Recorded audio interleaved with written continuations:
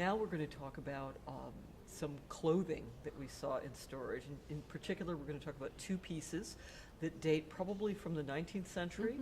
The first item was a woman's robe, a woman's outer robe made of silk, and in fact it was made of several different types of silk, brocade and plain silk, and was comprehensively embroidered also with silk thread. It was really interesting because the MIA has a wonderful collection of Chinese textiles.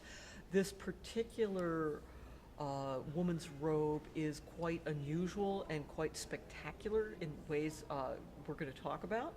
And I think that one of the things that maybe you guys can comment on is what makes this typical of women's clothing, and we can talk about maybe some of the ways that it was atypical as well. So yeah, I would have to argue the more typical women's clothing is what you're going to see in the embroidery hanging that we've discussed at the beginning from The Dream of the Red Chamber and the women in the bedchamber painting. This seems to be more, special wear, obviously, probably for, I'm going to hazard a guess here, bridal type gowns because of the double hat. There's a character double on happiness the belt with the double happiness on it, which to me signifies it's worn most likely in some sort of wedding ceremonial context.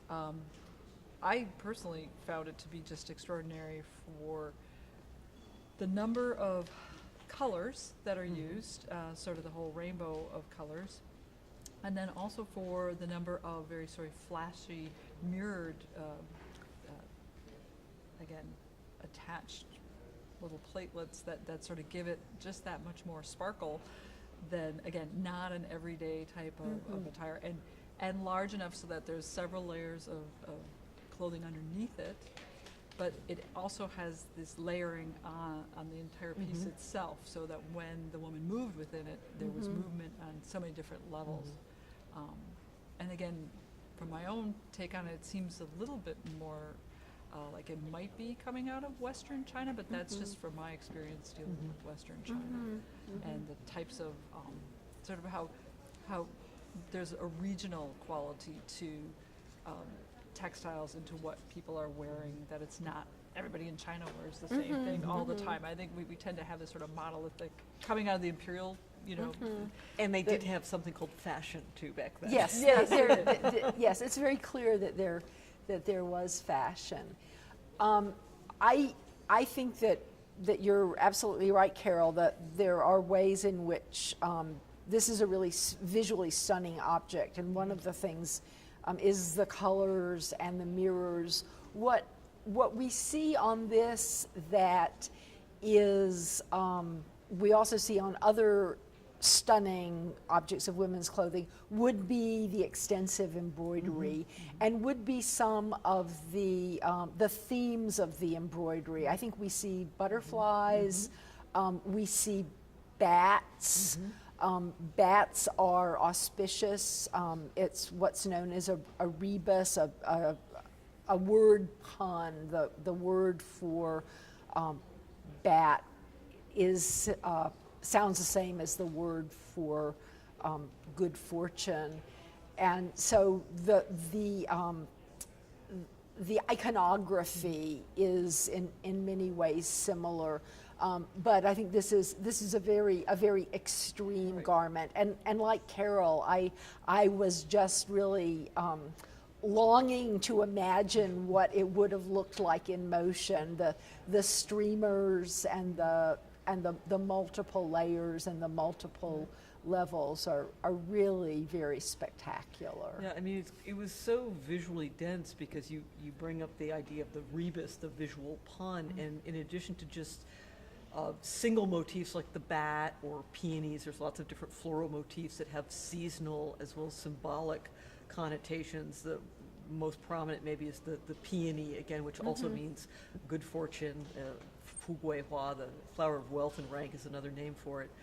But you also had those little almost still life scenes of the vase and the bonsai, or the gourds, and melons in another little grouping on these individual sort of layered flaps. And again, those also add up to auspicious messages, again, this kind of visual punning, but the fact that you just get the layers of all of these, and as a woman would move, you would see different layers of different imagery, and then, as Erin pointed out, actually in storage, you'd even see the contrasting color of the interior brocade of the robe. Yeah.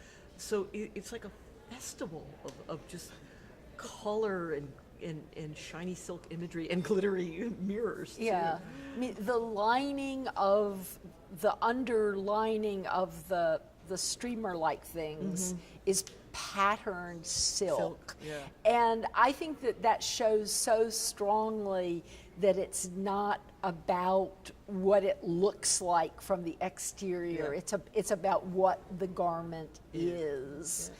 And I think we figured that they were probably chrysanthemums. The pattern is probably chrysanthemums. Yeah, it was a chrysanthemum pattern, right.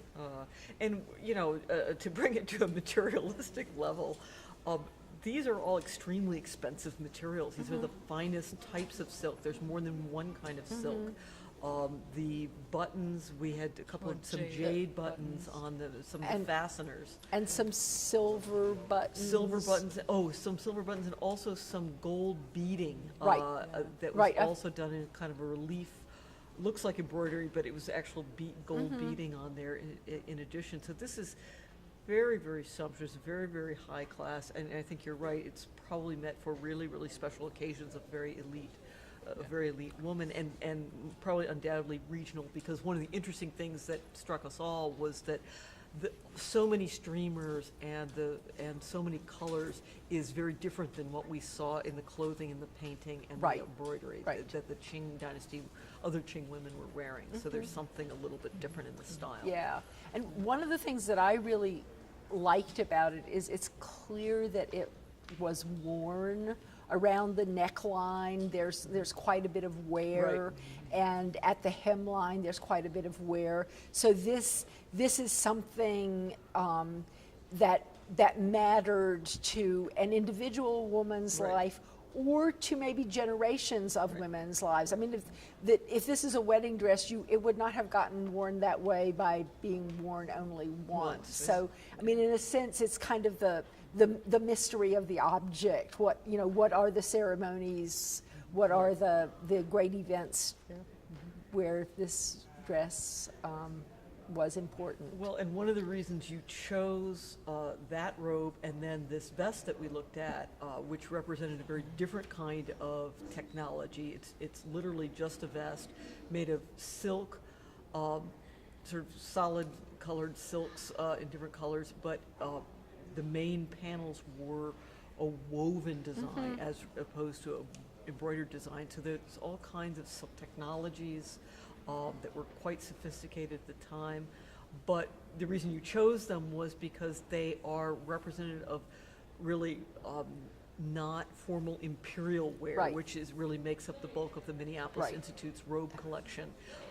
And we were just looking in the galleries at a couple of examples of women's robes from the imperial court, which again have yet another kind of style, also silk and very elaborately embroidered, but the motifs, the construction, the shape of the garment is very different than what we're looking at in these two garments. Yeah. And I think all of those garments together once again highlight that in this particular time and this particular place, and maybe we could say throughout all of Chinese history, to throw it out there, you were what you wear. You really, your identity was very much tied to what you were wearing. So again, to go back to the Joe Chi, and, choose your clothing carefully. Choose your clothing carefully, and to go then thinking more back to the novel and how important textiles are, the description of the textiles and what people are wearing.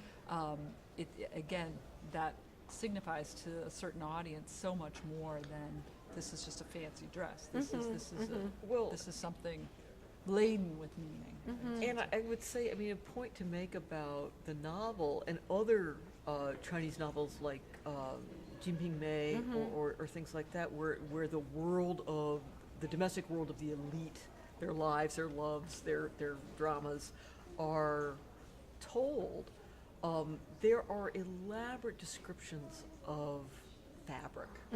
And actually my graduate school teacher wrote an article, John Hay, about how, again, and Anne has made this point several times, I mean, the thing about Chinese clothing, women's clothing, is they don't reveal the body, the contours, the silhouette at all. It's all about the fabric.